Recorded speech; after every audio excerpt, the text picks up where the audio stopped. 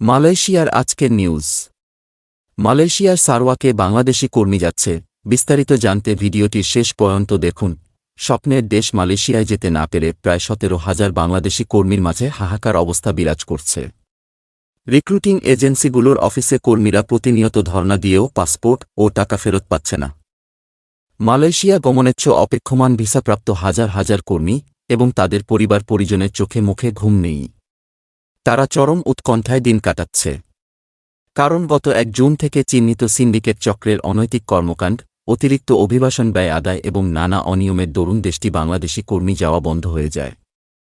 গত 31 মের মধ্যে দেশটিতে প্রবেশের শেষ সময় বেঁধে দেওয়া হয়েছিল। উল্লেখ্য, মালয়েশিয়া শ্রমিক রফতানিতে সিন্ডিকেট ও অতিরিক্ত অভিবাসন ব্যয় অনিয়ম ও দুর্নীতির কারণে মালয়েশিয়া শ্রমিক রফতানি 31 মে বন্ধ হয়ে যায়।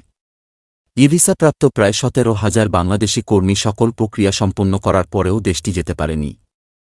সম্প্রতি জাতীয় সংসদে জাতীয় পার্টির একজন সংসদ সদস্য মালয়েশিয়ায় কর্মী নিয়োগের সিন্ডিকেটে অপতৎপরতা এবং 17,000 কর্মী মালয়েশিয়ায় যেতে না পারায় গভীর উদ্বেগ প্রকাশ করেন। বাংলাদেশ সরকারের পক্ষ থেকে এসব অপেক্ষমান কর্মীদের প্রবেশের সময় বৃদ্ধির আবেদন জানানোর পরেও মালয়েশিয়া সরকারের পক্ষ থেকে কোনো সাড়া পাওয়া যায়নি। ঈদুল আজহাকে সামনে রেখে প্রবাসী বাংলাদেশিরা প্রচুর রেমিট্যান্স দেশে পাঠিয়েছেন। মালয়েশিয়ার শ্রমবাজার বন্ধ হওয়ায় প্রচুর রেমিট্যান্স আয়ের সুযোগ থেকে বঞ্চিত হয়েছে বাংলাদেশ। উল্লেখ্য, মালয়েশিয়া সরকারের পূর্ব ঘোষিত অনুযায়ী 31 মের পর থেকে মালয়েশিয়ায় জনশক্তি রফতার দরজা বন্ধ রয়েছে। 31 মে থেকে আর কোনো অনুমোদিত অভিবাসী কর্মীকে দেশটিতে প্রবেশ করতে দেওয়া হয়নি। অভিবাসী কর্মীদের প্রবেশের সময়সীমা বৃদ্ধি না হওয়ায় অপেক্ষমান বাংলাদেশি প্রায় 7,000 কর্মীর স্বপ্ন ধূলিসাৎ হয়েছে। এদিকে মালয়েশিয়ায় কর্মী নিয়োগ বন্ধ হলেও দেশটি পূর্বাঞ্চলীয় রাজ্য সারওয়ারকে প্লান্টেশন ও নির্মাণ খাতে বাংলাদেশি কর্মী নিয়োগ শুরু হয়েছে।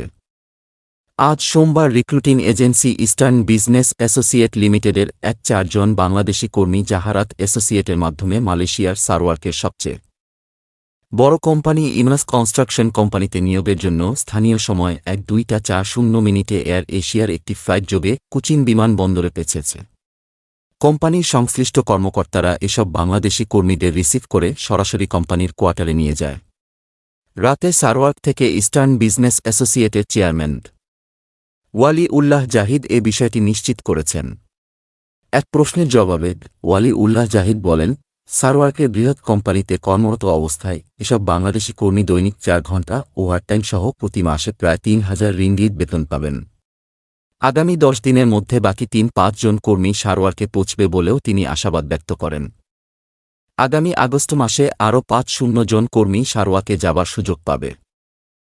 ওয়ালি জাহিদ বলেন, সারওয়াকের বিভিন্ন কোম্পানির নিয়োগকর্তারা বাংলাদেশি কর্মীদের সবচেয়ে বেশি পছন্দ করেন। তারা কঠোর পরিশ্রমী হওয়ায় কোম্পানিগুলো বাংলাদেশিদের নিয়োগ দিতে বেশি আগ্রহী। আজ সোমবার একটি রিক্রুটিং এজেন্সির সামনে নাম প্রকাশ না করার শর্তে টাঙ্গাইলের একজন কর্মী কান্নাজড়িত কণ্ঠে বলেন, 5,80,000 টাকা দিয়েছি। গত 3 মে থেকে মালয়েশিয়ায় কর্মী যাওয়া বন্ধ হলেও এখনও এজেন্সির অফিস থেকে পাসপোর্ট ও টাকা ফেরত পাইনি। পাসপোর্ট ও টাকা রিক্রুটিং এজেন্সি থেকে কখন পাব তাও জানি না।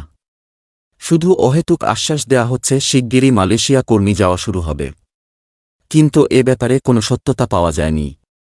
এদিকে সরকারের নির্দেশে গত 3 মের মধ্যে যেসব রিক্রুটিং এজেন্সির অধীনে ভিসা পাওয়ার পরেও কর্মী পাঠাতে পারেনি সেসব দায়ী এজেন্সির বিরুদ্ধে শাস্তিমূলক ব্যবস্থা নিতে একটি তদন্ত কমিটি গঠন করা হয়। যেসব কর্মী মালয়েশিয়ায় গিয়ে চাকরি ও বেতন পাচ্ছে না তাদের ব্যাপারেও তদন্ত কমিটির প্রতিবেদনের সুপারিশ থাকার কথা। গত সপ্তাহে উল্লেখিত তদন্ত কমিটি প্রবাসী কল্যাণ প্রতিমন্ত্রী ও প্রবাসী সচিবের কাছে তদন্ত প্রতিবেদন জমা দিয়েছে। কিন্তু অদ্যাবধি তদন্ত প্রতিবেদনের আলোকে প্রবাসী কল্যাণ মন্ত্রণালয়ের পক্ষ থেকে দায়ী রিক্রুটিং এজেন্সির বিরুদ্ধে কোনো ব্যবস্থা নেয়ার আলামত পাওয়া যায়নি। বাংলাদেশি শ্রমিকদের অনেকেই মালয়েশিয়ায় গিয়ে কাজ পাচ্ছেন না। কেউ কেউ চড়া সুদে ঋণ করে গিয়ে খালি হাতে ফিরে আসছেন। কুয়ালালামপুরস্থ বাংলাদেশ হাইকমিশনার গত 3 মের আগে জানিয়েছেন দেশটিতে প্রায় 5,000 বাংলাদেশি কর্মী কাজ পাচ্ছে না।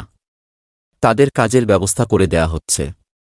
মালয়েশিয়ায় বাংলাদেশি শ্রমিকদের দুর্দশা নিয়ে গত 9 এপ্রিল জাতিসংঘের মানবাধিকার বিষয়ক হাইকমিশনারের কার্যালয়ের OHCHR ওয়েবসাইটে এক বিবৃতি প্রকাশ করা হয়। এতে জাতিসংঘের বিশেষজ্ঞরা বলেছেন, মালয়েশিয়ায় বাংলাদেশি শ্রমিকদের অনেকেই দুর্বিষহ, মানবেতর ও অমর্যাদাকর পরিস্থিতির মধ্যে রয়েছেন। চাকরির ভুয়া প্রতিশ্রুতি দিয়ে শ্রমিকদের কাছ থেকে বড় অঙ্কের অর্থ হাতিয়ে নেওয়া হচ্ছে।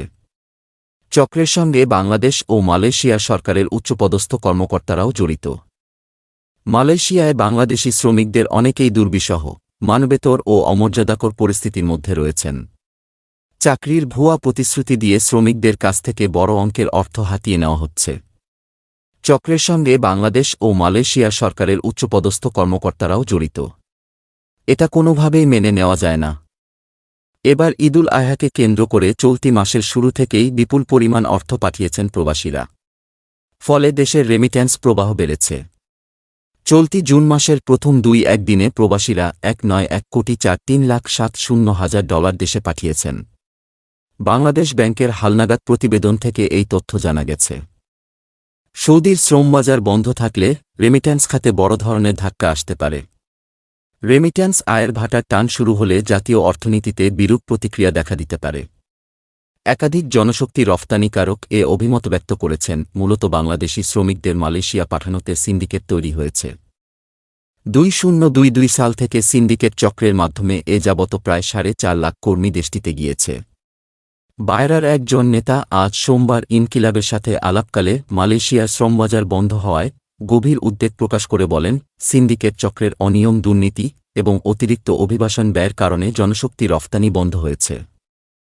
দালালদের হাত বদল হয়ে প্রায় 4.5 লাখ টাকা ব্যয় করে কর্মীরা দেশটিতে গিয়েছে।